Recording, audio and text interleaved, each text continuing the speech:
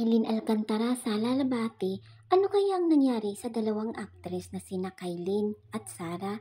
Marami kasi ang nakapansin na hindi na sila naka-unfollow sa isa't isa sa Instagram.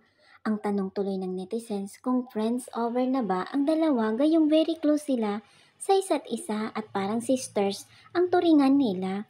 Hinalungkat namin ang IG. Kikita ang IG account ni Kylene at nandoon pa ang ilang post niya kasama si Sarah. Huli ay nung Mayo lamang na makikitang sabay pa silang sumisid sa dagat.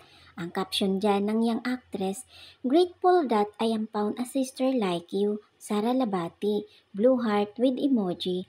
Ang reply sa kanya ng celebrity ma'am, "I love you forever, little sister," with white heart with emoji. May makikita ring post na tila ng girls night out ang dalawa at ang tanging caption dyan ni Kylene ay isang blushing face emoji. Sa ngayon, wala pang pahayag ang dalawang actress hinggil sa issue na ito.